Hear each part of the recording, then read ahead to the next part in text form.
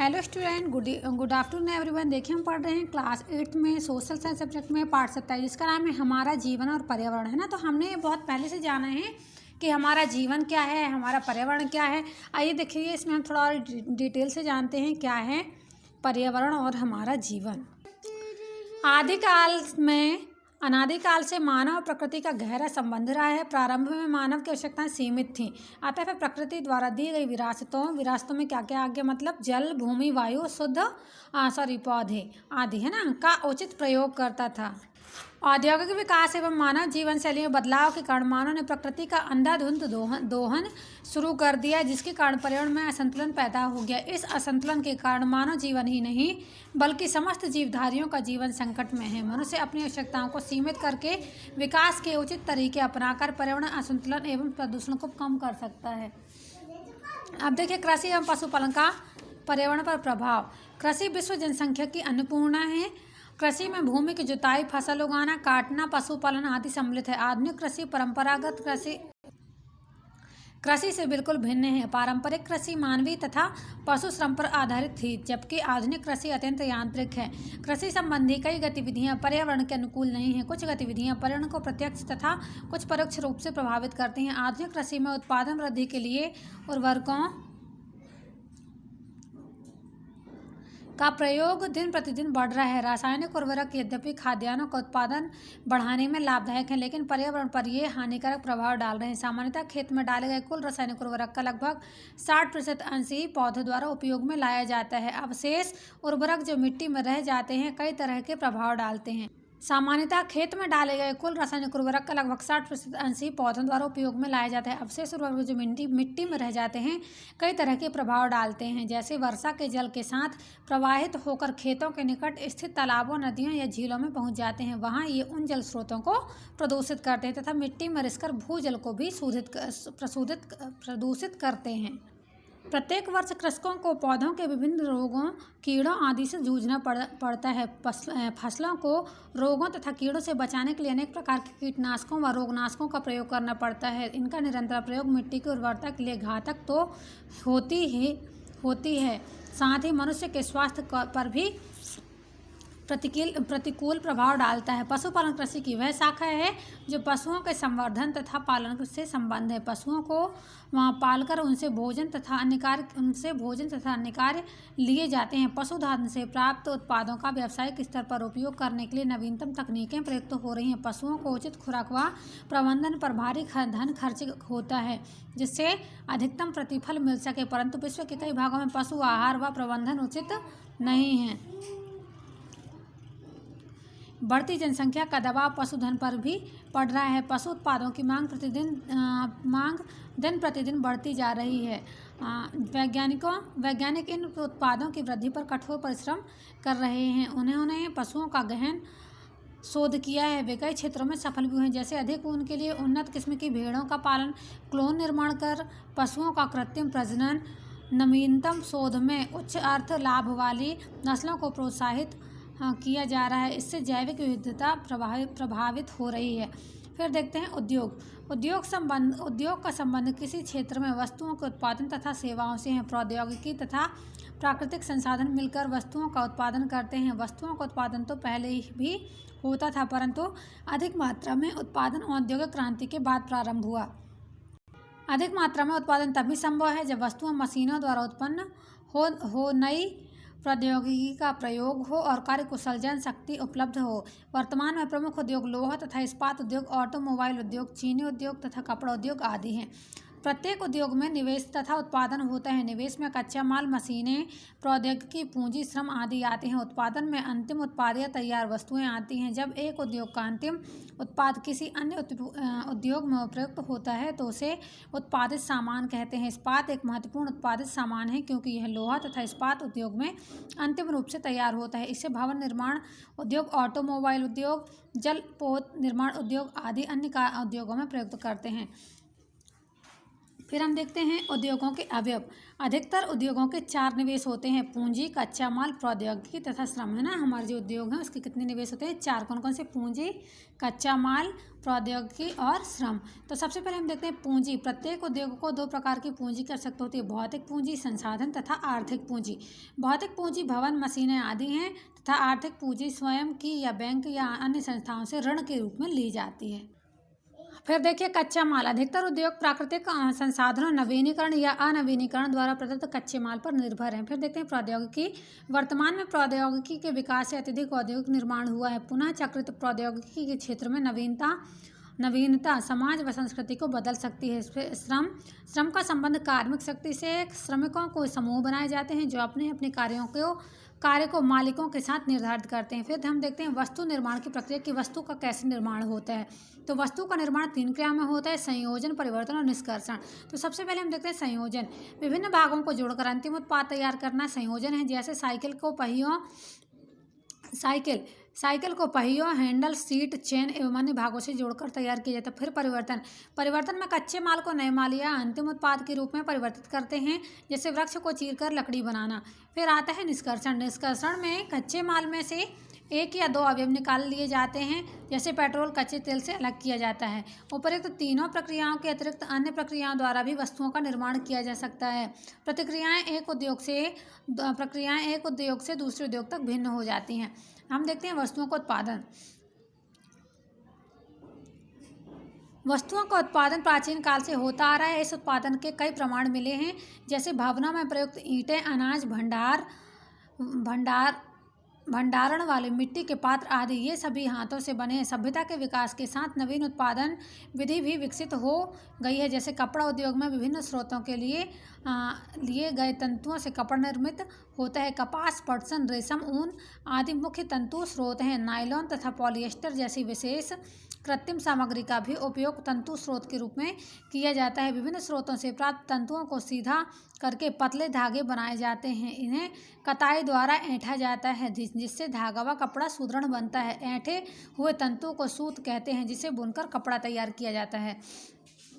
फिर देखते हैं हम योजना तथा प्रबंधन। प्रत्येक स्तर पर योजना तथा प्रबंधन की आवश्यकता होती है। जैसे राष्ट्रीय स्तर पर सरकार की भूमिका मुख्य होती है और व्यक्तित्व स्तर पर प्रबंधन बोर्ड की भूमिका महत्वपूर्ण होती है। राष्ट्रीय स्तर पर सरकार किसी क्षेत्र में त्वरित औद्योगिकरण के लिए कर प्रणाली में छूट की नीति अपना सकती है। व्यक्तिक स्तर पर प्रबंधन बोर्ड बाजार की प्रवृत्तियों तथा प्रतियोगिता के अनुसार योजना अपनाता है।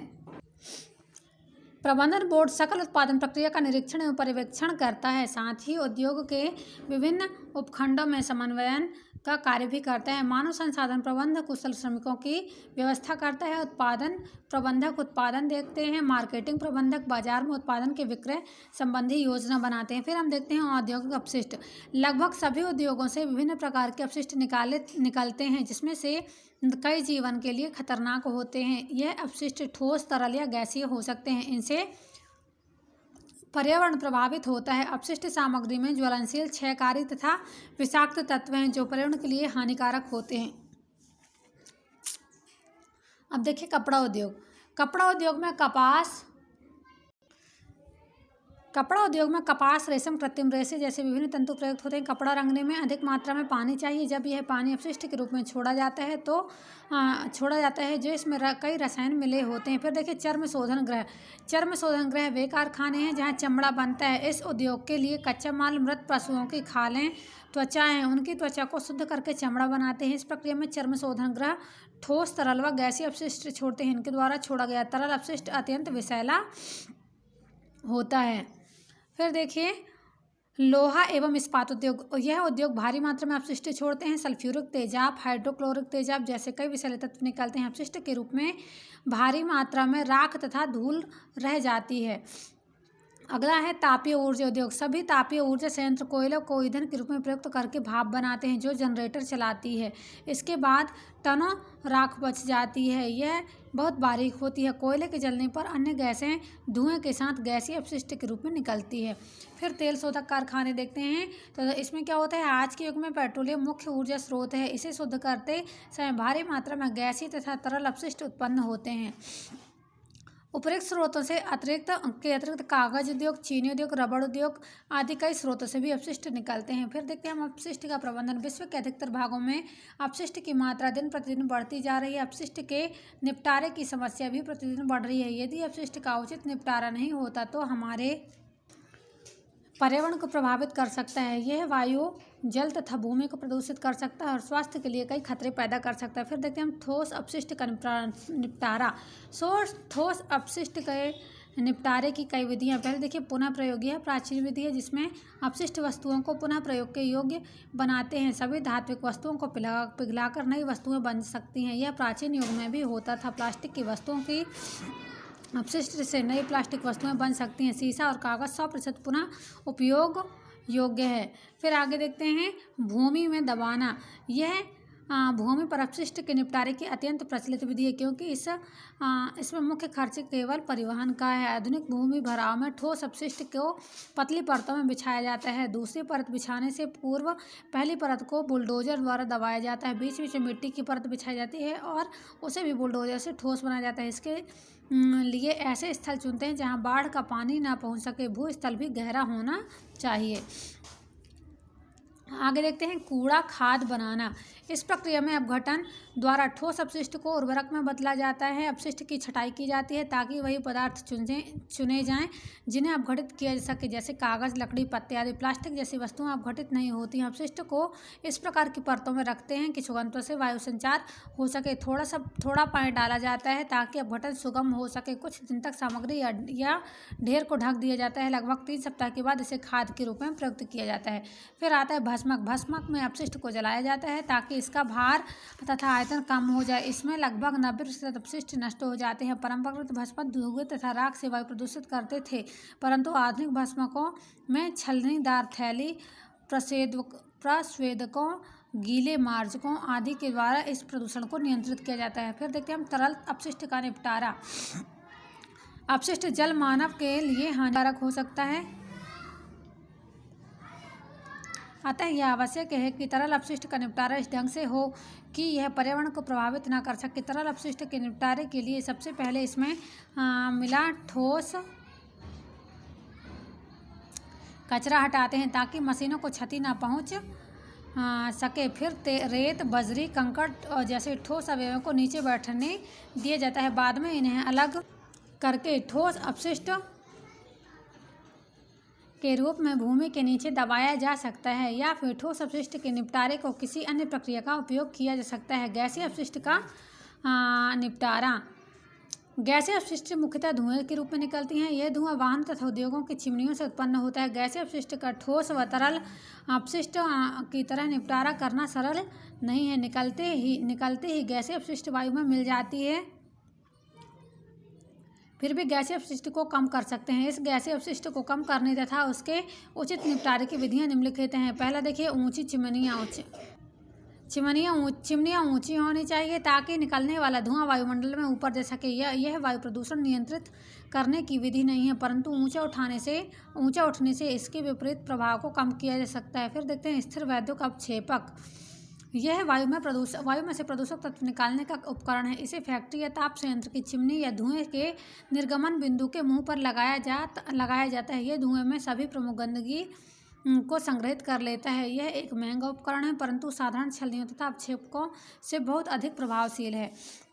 आगे देखते हैं प्रभावी पर्यावरण सहयोगी प्रौद्योगिकी। आधुनिक प्रौद्योगिकी उद्योग को सुरक्षित व मितव्ययी बना सकती है। आधुनिक प्रौद्योगिकी का प्रारूप निर्माण प्रणाली के विभिन्न अपशिष्ट अवयवों के पुनःचक्रण के लिए तैयार हुआ है। उदाहरण में देखिए ऑटोमोबाइल उद्योग का कबाड़ अन्य धातुओं से मिश्रित कर कई नई धातुओं बनाने में उपयोगी हो सकता है। इसी प्रकार ऐसा कबाड़ लगभग सभी उद्योगों में होता है। इन्हें आधुनिक प्रौद्योगिकी द्वारा प्रभावी रूप से पुनः उपयोग के योग्य बनाया जा सकता है। फिर देखिए उद्योगों की चिमनियों द्वारा हानिकारक उत्सर्जक वायु प्रदूषण का एक प्रमुख कारण है। धूम्र मार्जक औद्योगिक संयंत्रों द्वारा हानिकारक गैसों तथा प्रदूषक तत्वों को दूर किया जा सकता है। अगला देखिए कुछ उद्योग द्वारा रासायनिक अपशिष्ट नदियों तथा तालाबों में प्रवाहित कर दिए जाते हैं। आधुनिक प्रौद्योगिकी में कई ऐसी तकनीकें विकसित हो गई हैं जिनसे इन अपशिष्टों को हानिकारक तत्वों को कम करके उनका पुनः उपयोग किया जाता है। परिवहन क्षेत्र में सीएनजी का प्रयोग बढ़ रहा है क्योंकि यह अन्य ऊर्जा स्रोतों की अपेक्षा न्यूनतम प्रदूषण फैलाती है।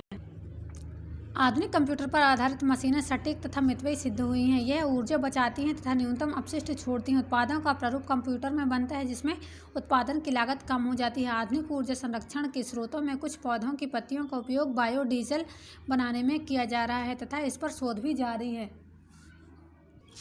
आगे देख ले, राष्ट्रीय पर्यावरणीय मुद्दे। भारत में औद्योगिकरण 70 तथा 80 के दशक में त्वरित हुआ। इसी के साथ कई संगठन, समितियां तथा विभाग स्थापित हुए, जिनका मुख्य कार्य पर्यावरण संबंधी मुद्दों से निपटना है। इनमें सरकारी तथा गैर सरकारी संगठन दोनों ही शामिल हैं। शीघ्र तथा प्रभावकारी परिणामों के लिए भारत सरकार ने कई कानून बनाए हैं, जैसे पर्यावरण संरक्षण अधिनियम, फैक्ट्री संशोधन अधिनियम, केंद्रीय मोटर वाहन संबंधी अधिनियम आदि।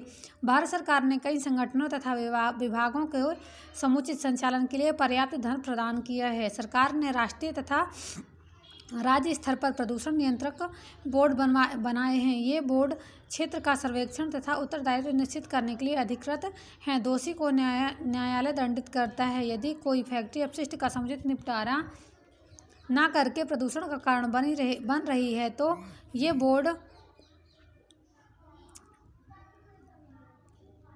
उसे बंद करने का आदेश दे सकते हैं। फिर देखते हैं क्षेत्रीय पर्यावरणीय मुद्दे। क्षेत्रीय या स्थानीय स्तर पर सरकार तथा गैर सरकारी संगठन पर्यावरण के संरक्षण के लिए विविध कदम उठा रहे हैं। सबसे पहले देखते हैं स्थानीय संगठनों की भूमिका। स्थानीय स्तर पर नगर पालिका तथा नगर निगम अपशिष्ट के निपटारे में सीधी भूमिका निभाते हैं। औद्योगिक ठोस अपशिष्ट के लिए विभिन्न स्थानों पर बड़े कूड़ादान स्थापित किए जाते हैं। प्रतिदिन प्रातःकाल में इन अपशिष्टों को उठाने की व्यवस्था की जाती है। नगर का मल जल नगर के दूरस्थ भागों में ले जाकर छोड़ा जाता है। विभिन्न उपचार संयंत्र में तरल अपशिष्ट का समुचित उपचार किया जाता है। फिर देखते हैं सामुदायिक भूमिका। अपशिष्टों के निपटारे में सामुदायिक भूमिका महत्वपूर्ण है। लोगों को सड़कों या पार्कों में कूड़ा नहीं फेंकना चाहिए और पानी का जमाव नहीं होने देना चाहिए। लोगों को जैव अपघटन के योग्य तथा अयोग्य अपशिष्ट का ज्ञान होना चाहिए। जैव अपघटन योग्य वह अपशिष्ट होते हैं जिसमें सूक्ष्म जीव अपघटित होकर के सुगमता से मिट्टी में मिला सकते हैं। इसमें पौधे तथा उनसे संबंधित सामग्री जैसे पत्ते, सब्जियां, फल आदि सम्मिलित हैं। जैव अपघटन के अयोग्य अपशिष्ट में प्लास्टिक का सामान, पॉलीथीन के थैले, कृत्रिम कपड़े, धातुएं आदि आती हैं।